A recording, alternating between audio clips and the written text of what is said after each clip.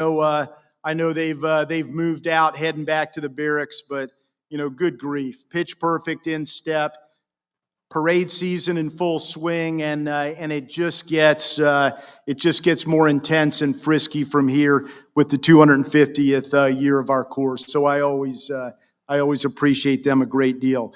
Likewise, worth mentioning twice, Chuck expressed our gratitude to our sponsors, to our industry partners, and it's them that makes us able to recognize these standout Marines in a first-class way. So we appreciate all of you. We don't take it for granted, and thanks for what you do to support MCA and our Corps.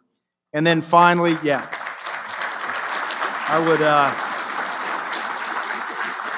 I'd join in a round of applause, but my remarks will slide off. So I'm applauding in my heart.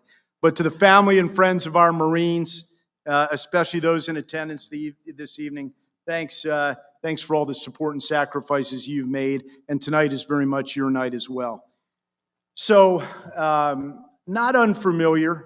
Once again, this year, we were not able to sync up this ground awards dinner with the ground board. Our ground combat element commanders, they're busy. They're on campaign, and we just couldn't bend the calendar in a way that would pull it together and make it work. I can report to you that this was a particularly good, effective ground board. Lots of consensus and focus on a lot of 90-weight issues that confront us and on the way ahead. If I were to describe an overarching theme for this year's ground board, I think I would drop anchor. I would settle on, the imperative of maintaining that rugged balance in our warfighting as approach. As a service, we are grinding on the things we need to do first to maintain our critical core capabilities and lethality, while always evolving, innovating, and adapting. And I could give a lot of examples of that.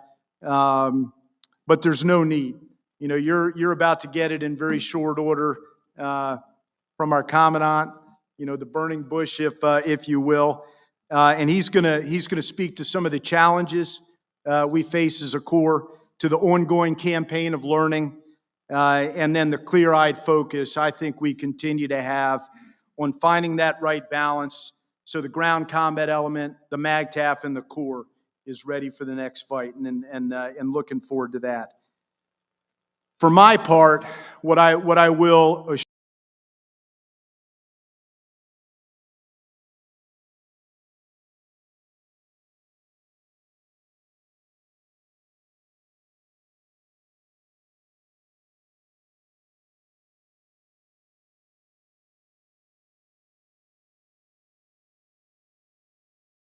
in which Major General Dave Odom will relinquish command to Major General Farrell Sullivan. I mean, talk about the grass growing green on both sides of the fence. Hoorah! But hey, as I continue my comments, we had that really well crafted, terrific video that was put together. Combat camera, TCOM, PP&O, thanks for that. But I also want to make sure I take the chance to call out the terrific Marines and sailors, most of them over there against the wall, who man the rifle squads that have just completed the Marine Corps Rifle Squad competition. Having these young Marines and sailors here tonight, that's a reminder of what we all know, a motivating reminder of the most important aspect of who we are as Marines, our people. And it continues to be all about our people, above and beyond anything else. But after 9/11, operational commitments prevented us from conducting the rifle squad competition at the service level for many years. We've only just reestablished it, but I'll tell you all, it is firmly back in place. Last week, these three squads, the premier squads from their respective divisions, they gathered at Officer Candidate School in Quantico, and shortly after their arrival, a movie, a video clip, a picture's worth 1,000 words. You could see it in their tough faces. TCOM executed a grueling 72-hour, near continuous competition that was specifically designed to challenge and evaluate the tactical expertise, the field craft, and the grit and the will of those Marines and their squads. And I promise you, you could see it. You all are familiar with it. It was very much an old school gut check from beginning to end. And the competition, as you would expect, was absolutely fierce. But in due course, our Commandant, we will recognize the winning squad, but I'm still really proud and really glad to get the chance to collectively call out each of the three squads that are present tonight and proudly representing their respective fighting Marine divisions. You know, there was a quick flash which showed some of the names, but I'm going to take another minute. 1st Marine Division, Blue Diamond, represented by 1st Squad, 2nd Platoon, India Company, 3rd Battalion, 1st Marines. Squad leader is Sergeant Cole Van Austin Bridge. Hoorah! Thanks. 2nd Mardiv, the Follow Me Division, is represented by 1st Squad, 1st Platoon, Kilo Company, 3rd Battalion, 2nd Marines. Squad leader is Sergeant Christian Palmer.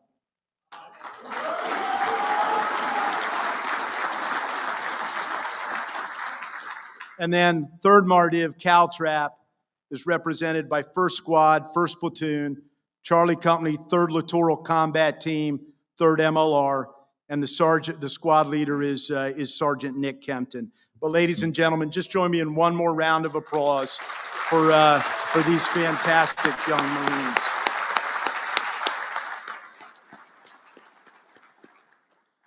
In closing my comments, before I do a short introduction of somebody that say a couple words, let's say, because our Commandant doesn't need an introduction. It is a real privilege for me to get to announce the creation of a new award. I think one that's overdue. This is not going to be presented this year. It's going to be presented for the first time at next year's Ground Awards dinner. But this award is the Infantry Unit Leader Trophy for outstanding leadership. It's an award that's going to go to a staff sergeant or gunnery sergeant with the primary military occupational specialty of 0369 who has demonstrated outstanding leadership, courage, and technical and tactical expertise. We actually know the name of this award. It's going to be named after a fighting staff NCO who fell in combat in Iraq. He's a leader cut absolutely from the same cloth as some of the other world-class fighting Marines whose names are on these trophies. As we speak, we are sharing the news that we're going to put his name on the award with his Gold Star family, and then we'll publicly announce it. But I want to acknowledge Gunners J.C. Knight, Tony Vigiani, Ray Brown for their efforts in highlighting that this was an award we need. And Chuck, thanks for adding it to the lineup. Semper Fi.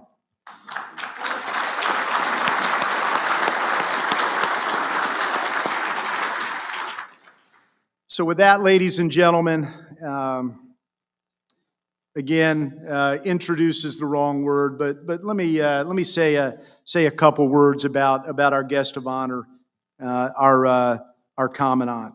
How really fitting and special it is to have him with his wonderful bride, Trish, with us here tonight. Besides his role as the leader of our Corps, the 39th Commandant of the Marine Corps, General Smith is also the senior infantryman on active service in the Marine Corps. Proven incredible combat leader, warrior. Among his other accomplishments, he led Marines in combat in both Iraq and Afghanistan.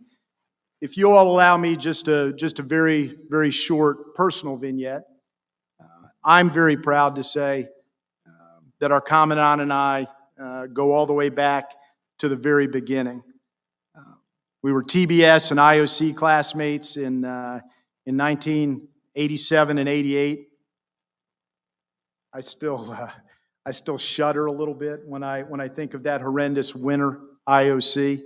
Without a doubt, I think it remains one of the hardest and most unpleasant things I've done in 38 years in the Marine Corps. But I'm very glad, all these years later, as I look back on that challenge, very thankful that as a young second lieutenant, I had the example of Second Lieutenant Eric Smith, to steel my heart as I took on that challenge. But I'll say then as now, and it won't surprise anybody, Second Lieutenant Eric Smith, he was a tough and determined leader who knew his stuff. And then as now, he was always a positive and cheerful teammate who listened, who cared, who never failed to treat others well, and who always made it about the team and never about him. Ladies and gentlemen, our 39th Commandant, General Eric Smith.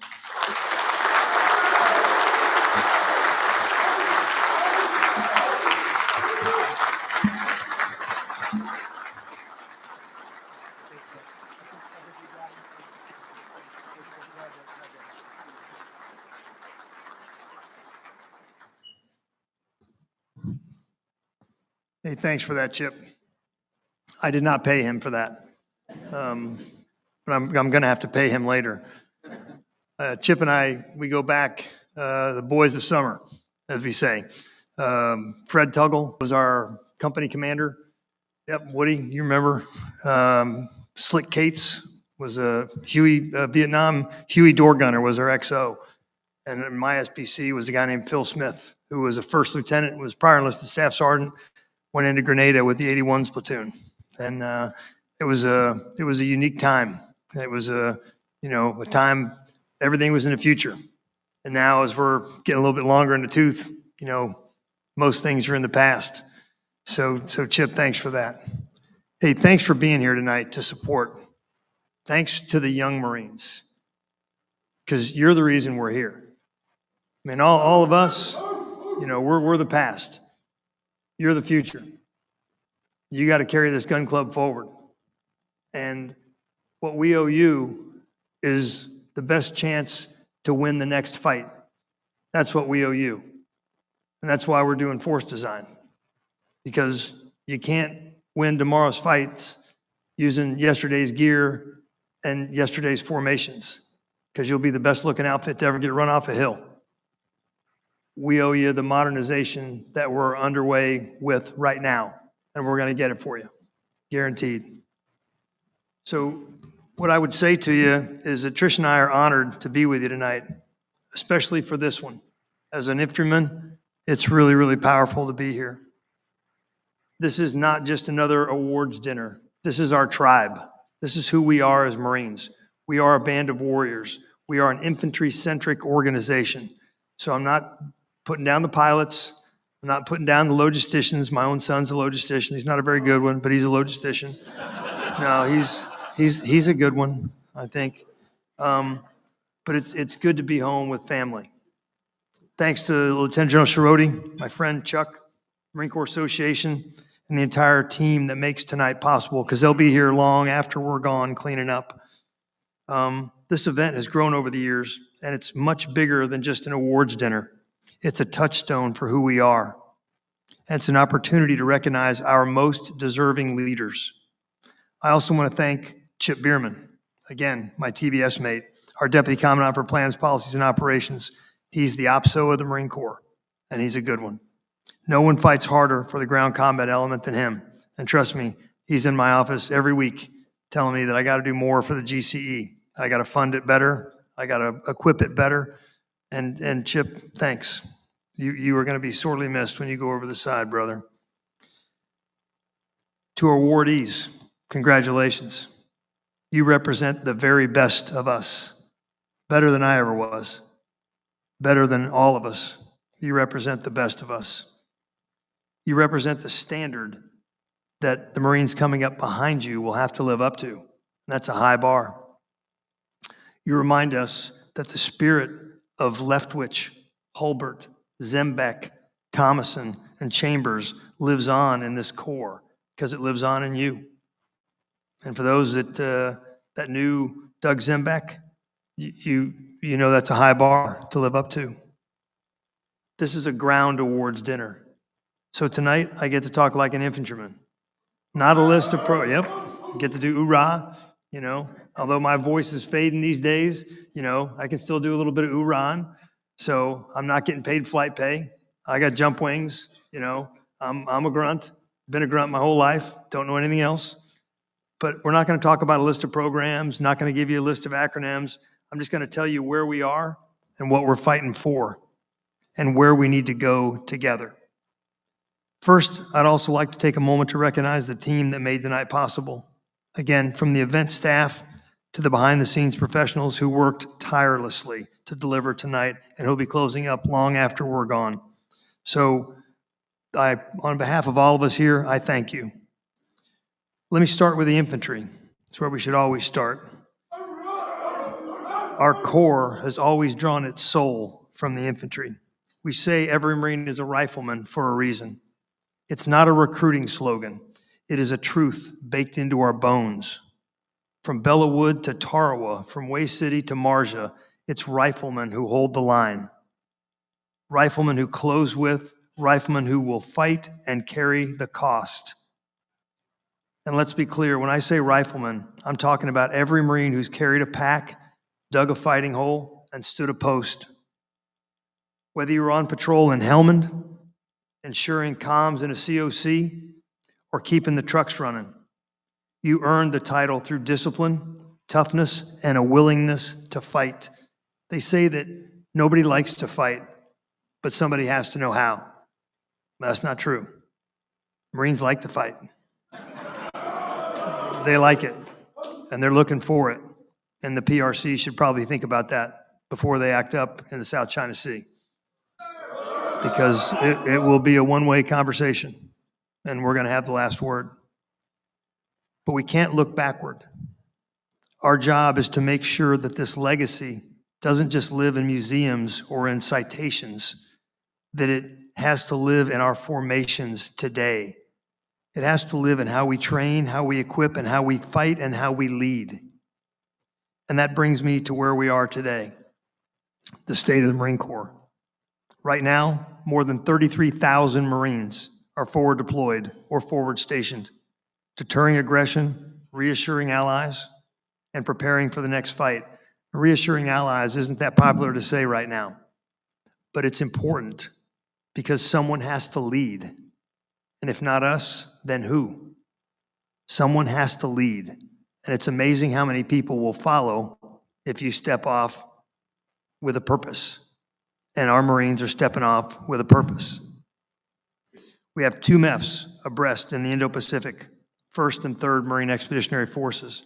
3 MEF training with our Japanese and others across the first island chain, while 1 MEF operates just to the south, shoulder to shoulder with allies, pushing capability forward from Australia to the Philippines. Meanwhile, 2 MEF is deployed across multiple continents, providing depth, reach, and readiness wherever needed by AFRICOM and by EUCOM and by SOUTHCOM. We are not a garrison force. We're not in garrison. We're in the field where we belong. We're forward, we're active, and we're fighting every day to stay one step ahead of our adversaries. And while the headlines talk about new technology revolutionizing the battlefield, and it does to some degree, What's really going to win the next fight is leadership. The kind of leadership that we celebrate tonight. Company commanders who lead from the front. Gunners who make battalions more lethal. And gunners, you've come a long way since a guy named Lou Goodman was one of the first classes of gunners, was mine in 2-3. And you have come a long way. And the gunners community now, you guys are the duty experts. You're wearing that bursting bombshell for a reason, and we can't get along without you. Raiders who display an unconquerable spirit. And our young men and women, our non-commissioned officers who pull Marines together when everything else is falling apart. That's what defines us. That's what always has, and that's what always will define us. So now let me speak a little bit about force design. We're not, quote, transforming the Marine Corps. That's not what this is. We're adapting to thrive as the character of war continues to take shape. We're modernizing. We are adjusting to win. Everybody wants to win. We wanted to win at the lowest possible cost in human life. We want to match overwhelming combat power against our adversaries.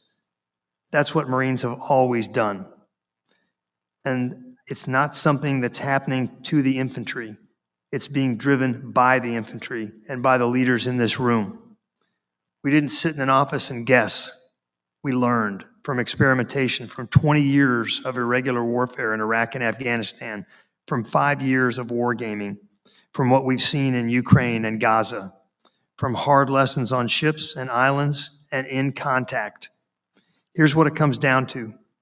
Small units need to see farther, shoot farther, and survive longer in order to win on the modern battlefield. They need tools that match the threat, not yesterday's threat, but tomorrow's threat. Drones that let you see first, fires that let you strike first, and formations that are lighter, faster, harder to find, more lethal, and easier to sustain. That's why we've returned to the 13 Marine Rifle Squad. That's why we're rapidly developing organic precision fires. That's why we're standing up fires and reconnaissance companies in every infantry battalion, blending sensors, mortars, unmanned fires into an integrated package. These are not concepts. They're happening time now. We can't confuse ends and means. Force design isn't about new units, and it's not about shiny new technology. It's about preserving the one thing that wins wars. Marines, led by other Marines, damn right, in the right place at the right time, with what they need to kill the enemy and bring each other home safely, or bring home as many as possible. That brings me to the Amphibious Ready Group and the Marine Expeditionary Unit. I've said it before and I'll say it again tonight. The ARGMU is the Swiss Army knife of the Joint Force. One of the most flexible, responsive, and effective tools that is in our nation's inventory. If you want to change somebody's zip code, you send the Army. If you want to change somebody's attitude, you send them you.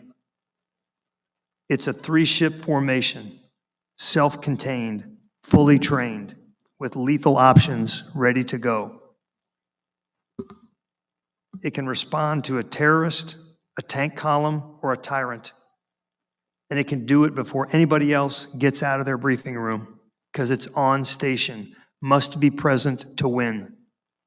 The ARGMU is also the most survivable base in the Joint Force, moving hundreds of miles a day. Hundreds of miles a day. I can't do math. I grew up in Texas, but 24 hours in a day, moving at 17 to 20 knots, you do the math, that's hundreds of miles. What I would say is those 500 miles, roughly, that it can move in a day represents decision-making space for our leaders. In the time that it would take to form up into an airfield, to load C-17s, and to go, you're going. You're either going to go or you're going to come home. We can sit off your coast for as long as we damn well please, sitting at 12 miles. International waters, all we got to do is be resupplied. And we've got the ships to do that. It's called a RAS, a replenishment at sea. Mobility is protection. and nothing moves like an ARG-MU. Nothing. Nothing brings that kind of heft, that kind of combat power, but an ARG-MU. Frankly, we've let this capability atrophy. We need to lay a new keel on LHAs every year. Now we're lucky to get them started every 4 years.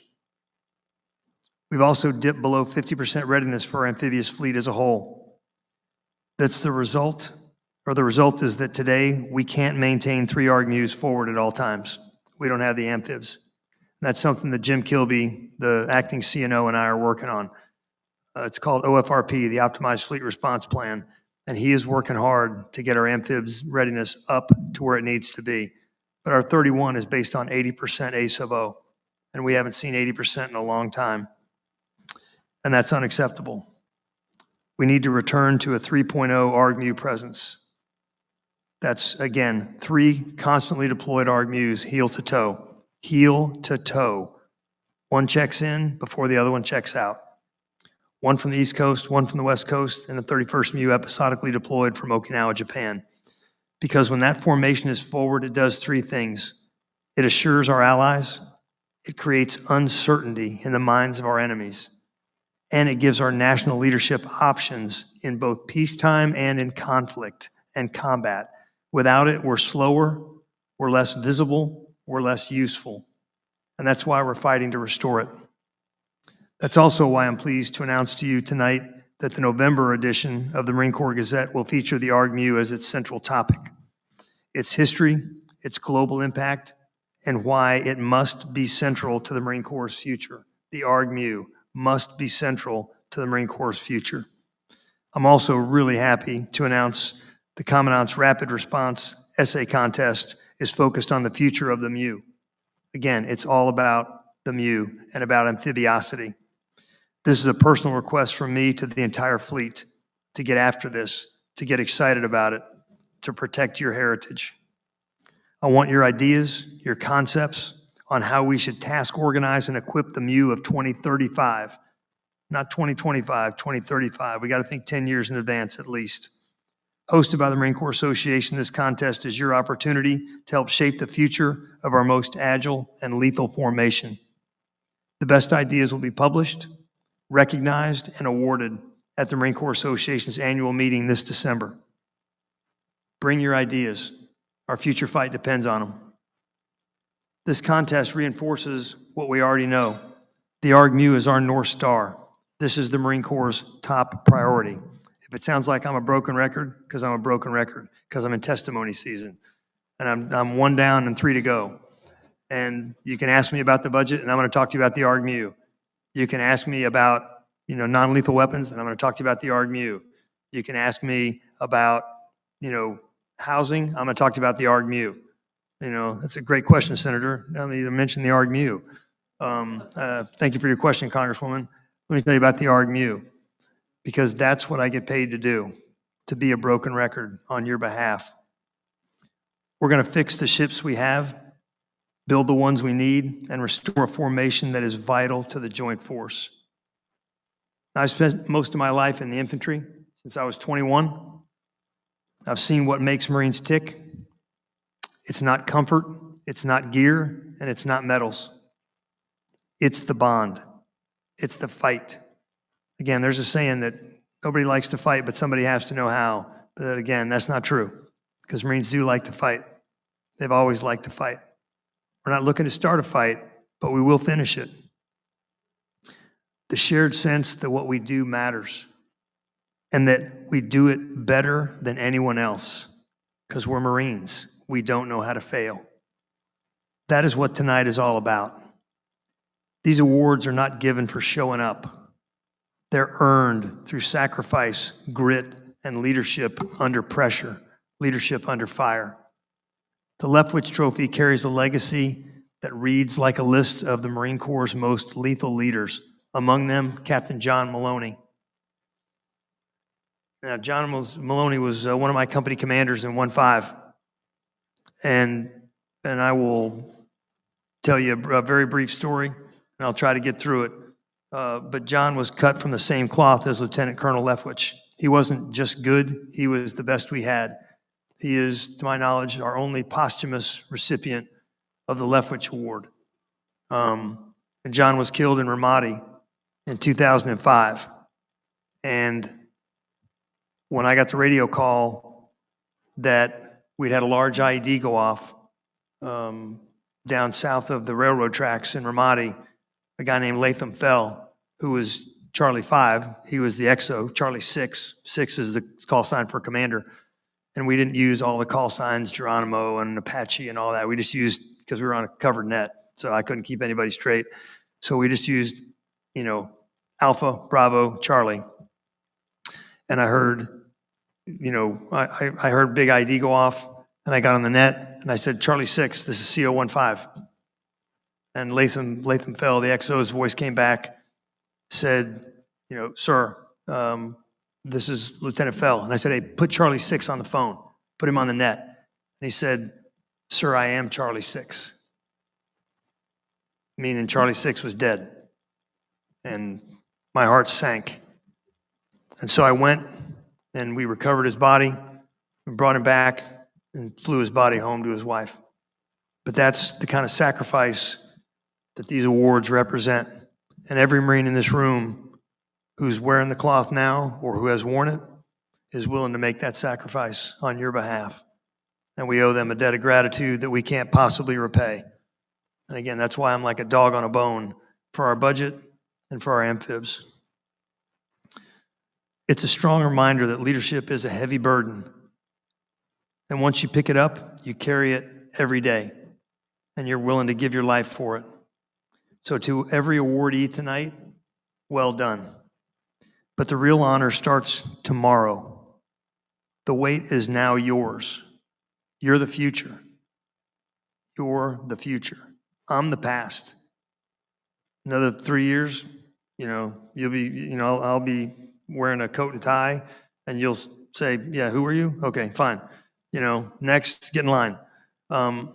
You're the future. You're going to be doing this long after I'm gone. So it's really important that you fully commit to your profession, that you fully commit to the profession of arms. The Marines we honor tonight have done that, and they will keep doing it. They'll continue to do it. They've led, they've sacrificed, they've carried their Marines with them. The question for the rest of us is this: what are we going to do to earn our place in their company? Are we going to lead them with the same tenacity? Are we going to speak with the same candor? Are we going to fight for what matters? I think we are. Because no matter how much the world changes, one thing never will. Marines fight, Marines win, and Marines lead. And that's what we're recognizing tonight. We're recognizing the grit and the tenacity of our infantry warriors. And that is, we are an infantry-centric organization. I love me some pilots, don't get me wrong. I love me some logistics officers. Again, I got a son who's a loggy. But we are an infantry-centric organization. We're founded around the infantry. Everything we have supports the infantry. It's who we are. It's in our nature. Every Marine is a rifleman. That's not just a saying. That's who we are. It's in our DNA. It goes back to Bellawood. It goes back to Guadalcanal. It goes back to Chapultepec. It goes to Bladensburg. It goes to Tarawa. It goes to Iwo Jima. It goes to Quezon. It goes to Hue. Goes to Helmand Province, goes to Ramadi and to Fallujah, and to all the battles that are yet to come. And there are some coming, I guarantee you. I wish that weren't the case, but it is. My job is to make sure that all of you, the young Marines here, who are going to do the fighting, have a very unfair fight in your favor. And that's what I'm committed to you, committed to doing that for you. And I know General Bierman is committed, and every Deputy Commandant, General Morris, every senior leader here is committed to giving you the most unfair fight that we can give you. Because it won't be a cakewalk, but we can make it unfair in your favor. And that's what I'm committed to. So thanks for listening to me. Thanks for being here tonight. Thanks for supporting the ground community. Because again, we are and will remain an infantry-centric organization. That's no offense to Jerry Carter, or, to all my aviator brethren, because I love you. I just love the infantry a little more. And I don't have to pay them flight pay. So I don't have a problem with your flight pay. It's your base pay that I have an issue with.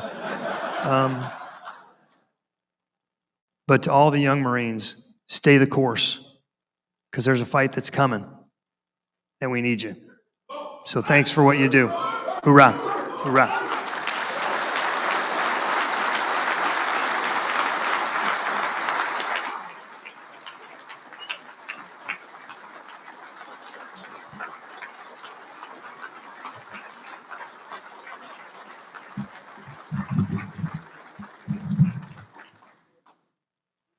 Ladies and gentlemen, once again, welcome to the 21st Annual Ground Awards Center. If I may ask Lieutenant General Bierman to join me on stage for the presentation of awards. We will begin our award ceremony this evening with announcing the winners of the Headquarters Marine Corps Annual Rifle Squad Competition. The squad that we now hold as the preeminent rifle squad in the Marine Corps is 1st Squad, 1st Platoon, Company K from 3rd Battalion, 2nd Marines.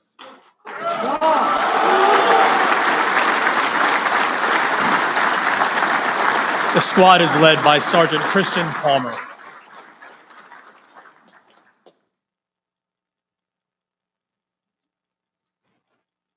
The squad is led by Sergeant Christian Palmer. The members of the squad are Lance Corporal Miles Days, Lance Corporal Julius Sinelli, Lance Corporal Gerald Grindstaff, Corporal Richard Moretti, Corporal Ryan Bollinger, Lance Corporal Cedric Desplanques, Corporal Brian Chifflet, Lance Corporal Edmund Camire, Corporal Riley Hearn, PFC Lorenzo Reed Rivera, Lance Corporal Dylan Green, Lance Corporal Jose Aguilar Rubio, Lance Corporal Grant Johnson, and HM3 Trenton Lambeth.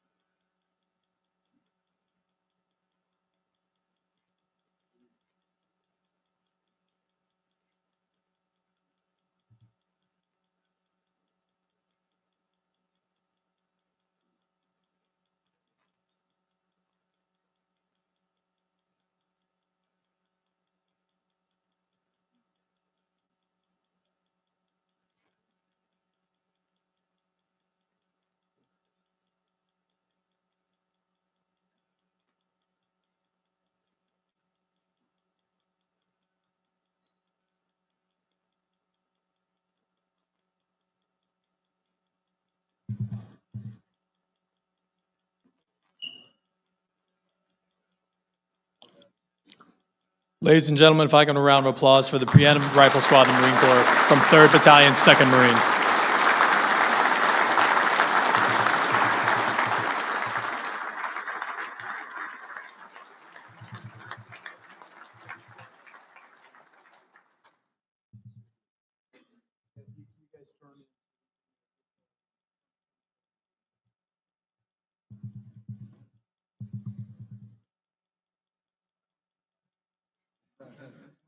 They're smiling, Commandant.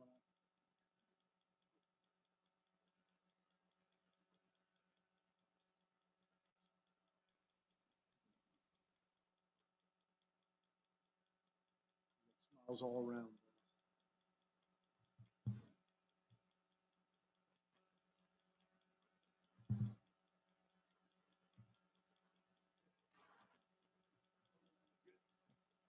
Sergeant Palmer.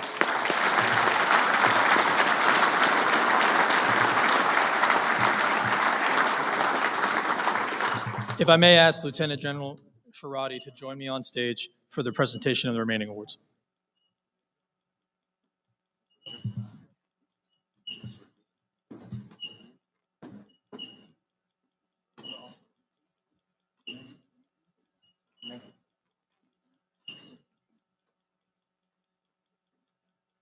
Our next awards this evening are for the Division Marines of the Year. In addition to the trophies being presented tonight, these outstanding Marines will also receive an NCO sword from the Marine Corps Association. The first Marine of the Year this evening comes from the 1st Marine Division. If I may ask Mr. David Paddock, Vice President, General Dynamics Corporation, and President, General Dynamics Land Systems, which sponsors this award, to please join us on stage. General Dynamics is a global aerospace and defense company, from Gulfstream business jets and combat vehicles to nuclear-powered submarines and communication systems. People around the world depend on General Dynamics products and services for their safety and security.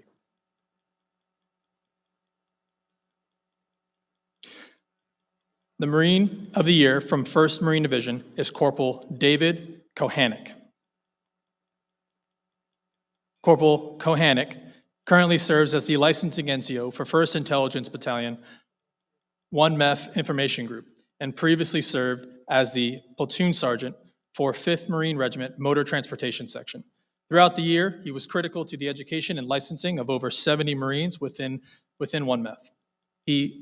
His actions positively impacted 5th Marines ground mobility, ensuring the regiment's ability to protect combat power and sustainment throughout the Southern California. Corporal Kohanek's commitment and mission to his Marines are well deserving of recognition as the 1st Marine Division Marine of the Year.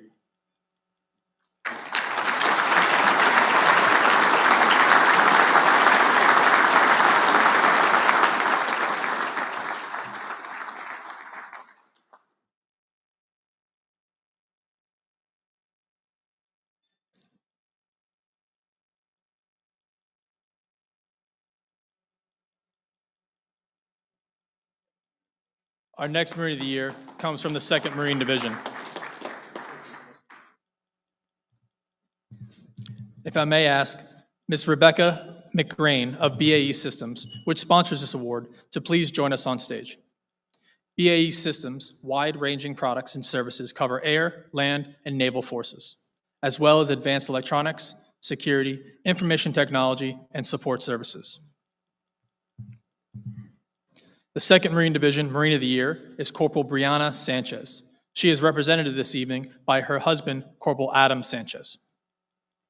Corporal Sanchez serves as a data administrator in 1st Platoon, Hotel Battery, 2nd Battalion, 10th Marines.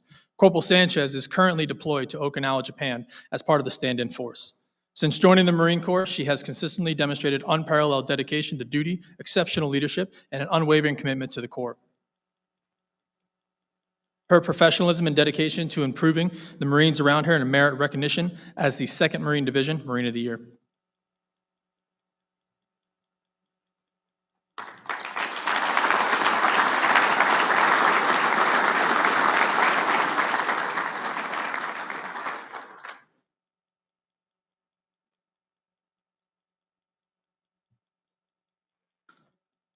Our next Marine of the Year comes from the 3rd Marine Division. If I may ask Mr. Harry Phillips of L3 Harris, which sponsors this award, to please join us on stage.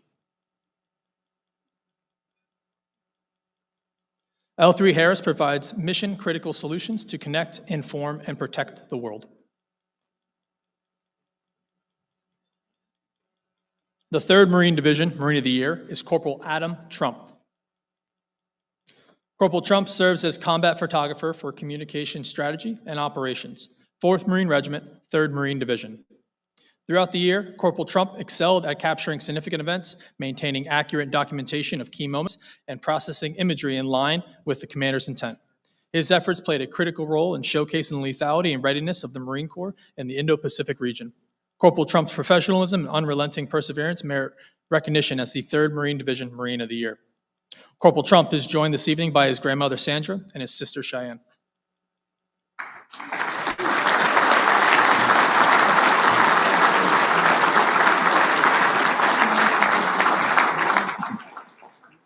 Our final Marine of the Year award this evening is for the 4th Marine Division. If I may ask, Master Gunnery Sergeant John Hernandez, United States Marine Corps retired, of Kalman and Company Incorporated, which sponsors this award, to please join us on stage. Kalman is a woman-owned small business that provides analytical, logistical, engineering, and business case analysis support to the Marine Corps. The 4th Marine Division Marine of the Year is Corporal Keon Buggs. Corporal Buggs serves as motor vehicle operator, headquarters and service company, 4th Light Armored Reconnaissance Battalion. Corporal Buggs is instrumental in the maintenance of wheeled vehicles within headquarters and service company, positively impacting the battalion's readiness and preparation for deployments. He has proven to have an exceptional drive for knowledge, maturity, and intelligence. His commitment to duty and the success of his team has set the standard for Marines in headquarters and service company. Corporal Buggs' commitment to excellence and the superb work ethic are deserving of recognition as the 4th Marine Division Marine of the Year.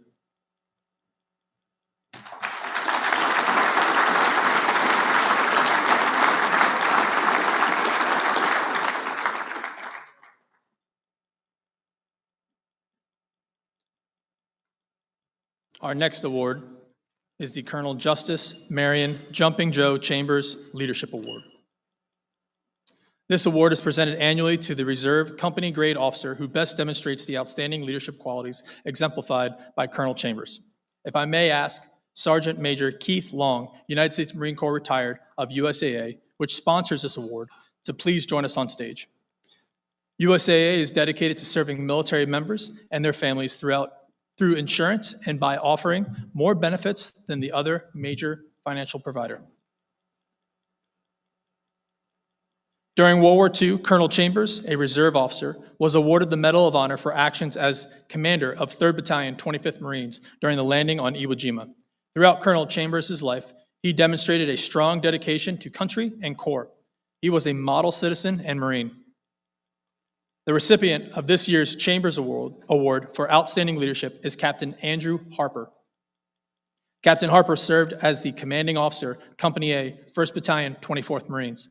Captain Harper's proficiency, poise, and leadership were on full display while serving as the ground commander during Exercise Formation 24, a multinational exercise between U.S. Armed Forces, SOUTHCOM, and Indo-PACOM allies and partners. Captain Harper led a planning and execution of bilateral live-fire training between Brazilian and U.S. Marines to strengthen relationships, regional security, and overall combat effectiveness. Combat Harper's dynamic leadership and operational effectiveness made him the most deserving of recognition as the Chambers Award recipient. Captain Harper is joined this evening by his father, James.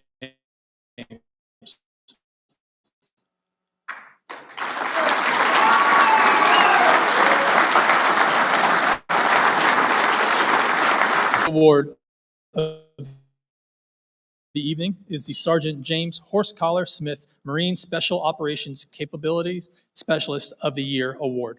This award, established in memory of Sergeant James Horse-Collar Smith, is presented annually to recognize the Marine Staff Non-Commissioned Officer or Non-Commissioned Officer who best exemplifies outstanding leadership as part of Operations Capabilities Specialists in the Special Operations community. If I may ask Mr. David Yost of Mantech, which sponsors this award, to please join us on stage. Mantech provides integration and solutions development in support of national security objectives across the defense, federal government, and intelligence agencies.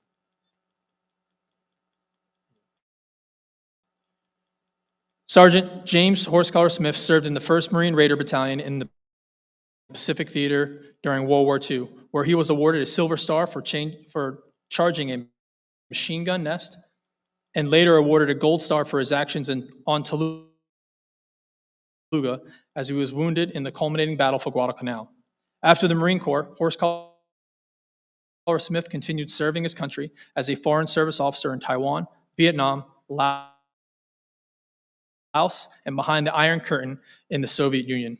He remained a loyal Marine Raider, attending the recommissioning of the Raider emblem and name. His lifelong commitment to the Marine Corps and service to country embody the very meaning of Semper Fidelis. The recipient of the James Horse Collar Smith Marine Special Operations Capability Specialist of the Year Award is Gunnery Sergeant Howard Brown. Gunnery Sergeant Brown served as Communications Chief for Marine Special Operations Company H, 2nd Marine Raider Battalion. While deployed to the CENTCOM area of operation,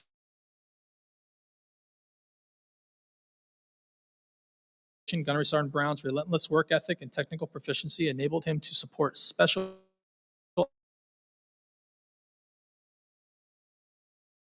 operations task forces and base defense operations lines of effort.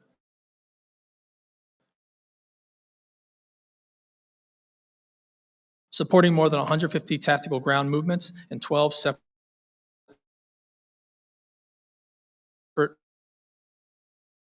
partnered, advise, assist, and enable missions. Gunnery Sergeant Brown consistently performed his duties in an exemplary manner through drive and dedication, and are in keeping in the spirit of Sergeant James Horse Collar Smith. Gunnery Sergeant Brown is joined this evening by his fiancée, Jocelyn, and his brother, Jermaine.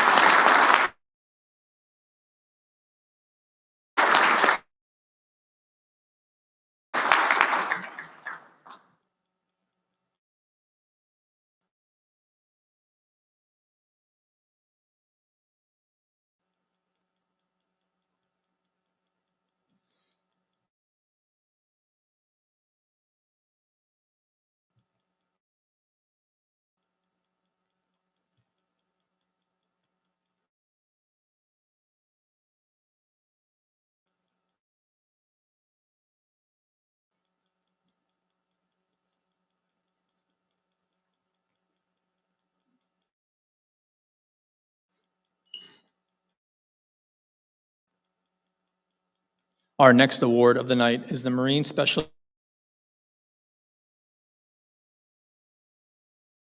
Operations Command, Sergeant Clyde A. Thomason, Marine Special Operator of the Year. It is presented annually to the Marines serving on active duty as a critical skills operator who best demonstrates the outstanding leadership qualities exemplified by Sergeant Thompson. If I may ask, Mr. Brian Bruggeman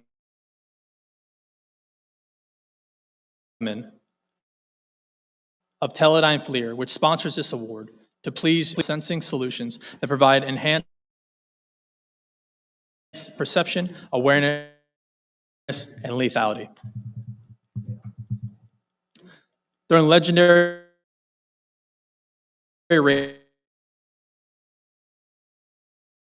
on the Japanese-held island of Macon on 17 August 1942, Sergeant Clyde Thompson was chosen to lead an advanced Marine Raider assault element. Leading the advanced element of the assault echelon, Sergeant Thompson led his men with keen judgment and determination. His exemplary leadership and and great personal valor encouraged them to fearless-like efforts, courageously initiating multiple engagements against the enemy. Sergeant Tomlinson gallantly gave his life in actions during conduct of a multi-day raid. Sergeant Tomlinson was posthumously awarded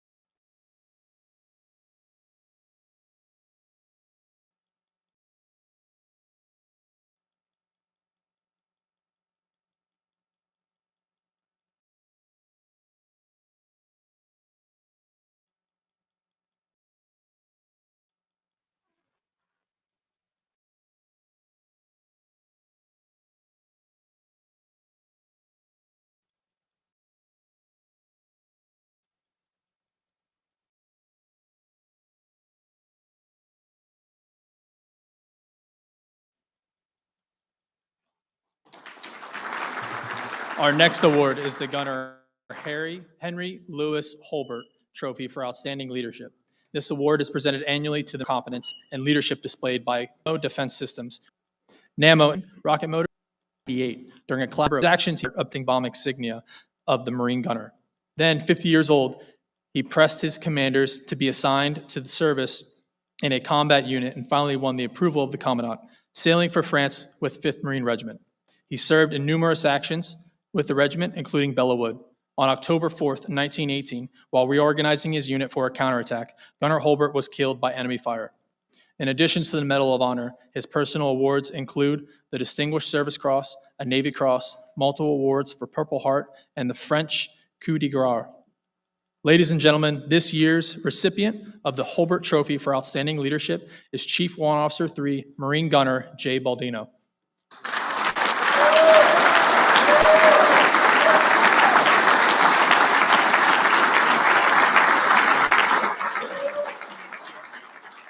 Gunner Baldino served as Battalion Gunner, Battalion Landing Team 1-5, 15th Marine Expeditionary Unit.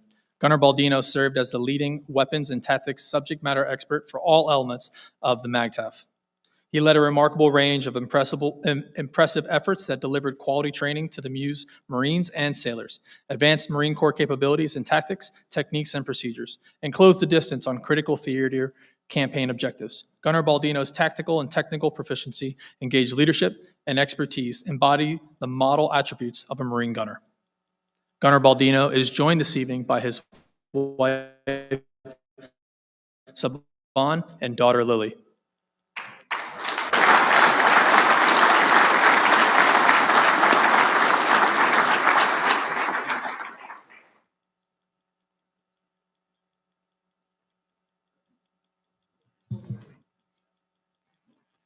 Our final award this evening is the presentation of the Leftwich Trophy for Outstanding Leadership. Please direct your attention to the screens for a quick video. The Marine Corps Association, the professional association of all Marines, is dedicated to recognizing professional excellence and superior performance in today's Marine Corps. The Leftwich Trophy for Outstanding Leadership is an award presented annually by the MCA in memory of Lieutenant Colonel William Groom Leftwich, to recognize the Marine captain who best exemplifies outstanding leadership within the ground 1963 upon graduation from the United States Naval Academy. He first reported for duty in Vietnam in January 1965 as an assistant senior advisor to the Vietnamese Marine Brigade. Lieutenant Colonel in the Central Highlands and was wounded in March of 1965. In addition to receiving the Purple Heart, he was awarded the Navy Cross for extraordinary heroism.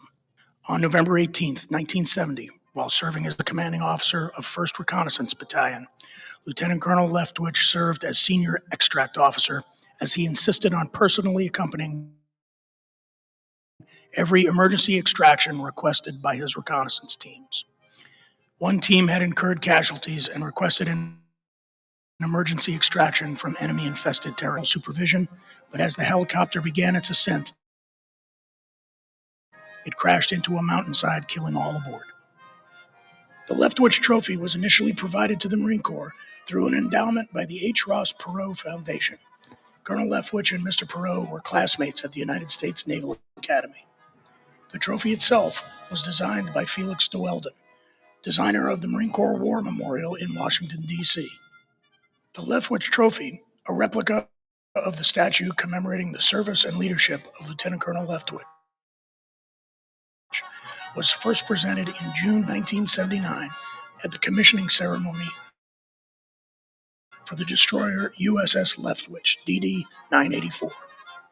We would like to thank all contributors who helped make this award possible. As our nation prepares for the obstacles ahead, let the memories of Lieutenant Colonel Leftwich inspire future generations of Marines.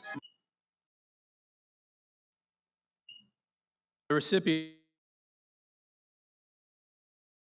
of this year's Leftwich Trophy for outstanding leadership is Captain Stephen Kanigo.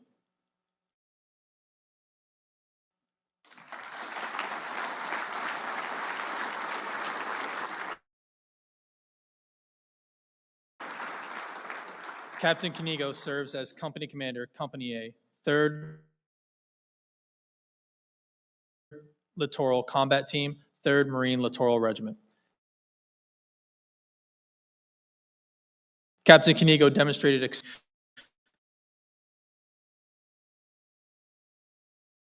to Puakaloa training area, conducted expeditionary advanced base operations for 10 weeks in the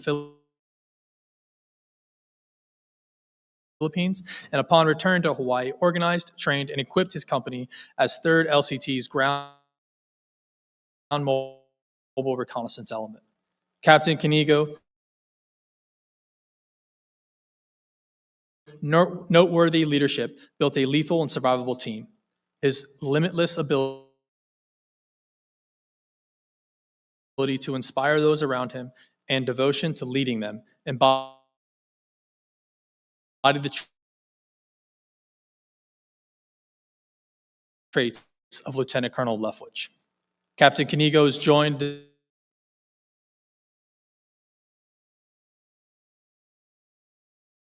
this evening by his girlfriend Sam, his father Peter, and his mother Sherry.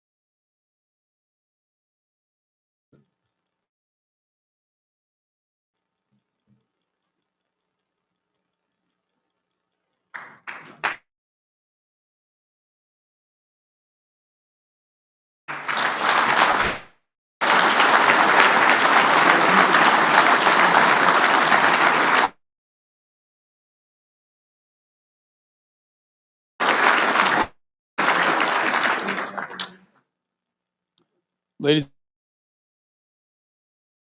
and gentlemen, Lieutenant General Schiroti.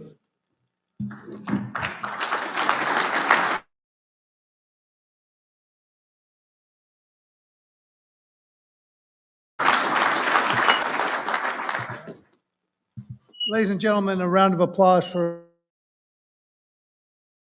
Major McCarthy. We're gonna bring him back.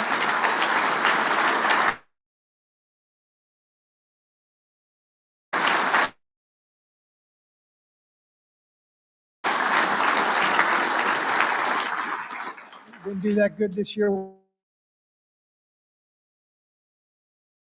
bring him back next year for year 4 in the Pentagon. So well done. I want to also thank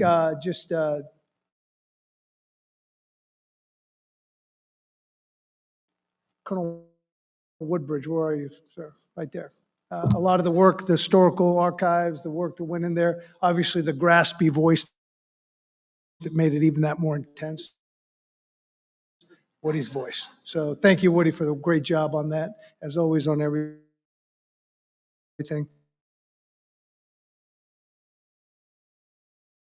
To the team, thank you.